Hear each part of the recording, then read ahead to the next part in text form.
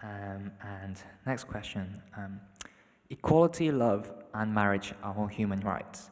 Why then are homosexuals denied these rights and shunned by most Christians?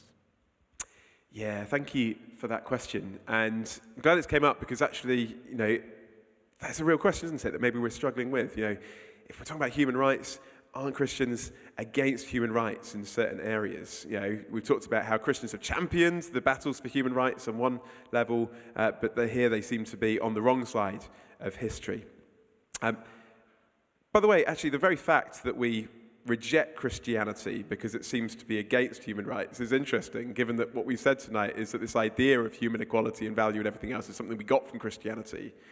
And as a friend of mine once said, often the reasons for rejecting Christianity are reasons that were given to us by Christianity. This desire that we want equality. We want people to be treated with dignity and value.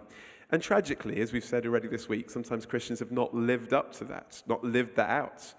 And where Christians have rejected people, treated people as inferior because of their sexuality, that's wrong.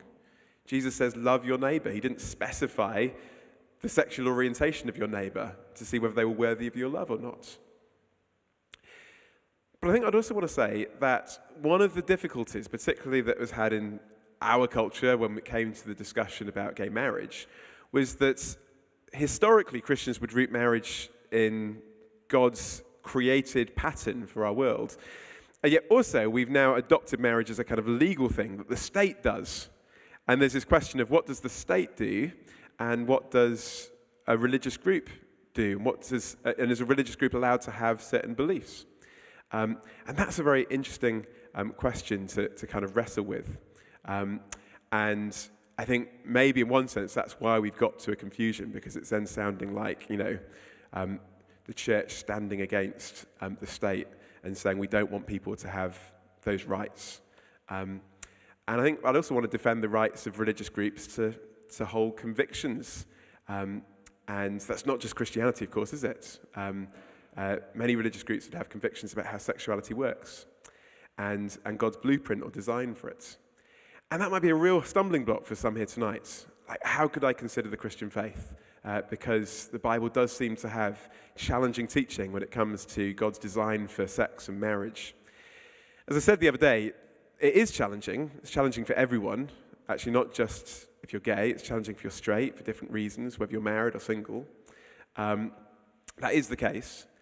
But I also just want to throw out two other things on that regard.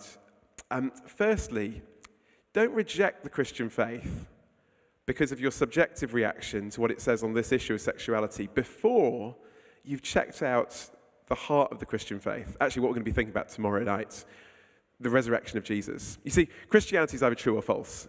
And it sets itself up to be investigated because it says, look, it's based on this objective claim of history. Jesus rose from the dead. Now, if Jesus didn't rise from the dead, what Jesus said about sexuality really doesn't matter. Actually, what Jesus said about everything doesn't matter. If Jesus did actually rise from the dead in history, what Jesus said about sexuality does matter. What he says about everything matters. But the first fundamental question is actually an objective one, isn't it? Is it true? But the other thing I want to say is this. So often we reject the Christian faith because we think that the sum total of Christianity, Christian biblical salvation is, be straight and get married, as if that is, God's design for humanity. And I'd say actually God's biggest purpose, the thing for which marriage is meant to be a picture and a pointer, is that we might come to know him, into a relationship with him. And so actually, that is at the heart of what it means to know Jesus. Now, that will have impact upon every area of our lives, but its fundamental center is an invitation to know the love of God. I think of a friend of mine who was a gay activist in Australia, really didn't like Christianity, didn't like Christians, and then quite out of the blue encountered Jesus in a pub one night and discovered that Jesus was real and that actually this was true and that God loved him. And that blew his world apart. Then he had to think about what that was going to mean for his life and wrestle that through and everything else. But it started not with, this is what the Bible says on this issue. It started with, hey, is God real? Does he love me? And then what's that going to mean? Now, I'm aware that's probably an answer that's created about 100 more questions. So if it has, I'll be around afterwards. Please do feel free to chat. Sometimes these things are easier to chat about in conversation rather than just trying to have a kind of short answer, which by no means will do it justice. So do chat to me or around your tables about that more. Thank you.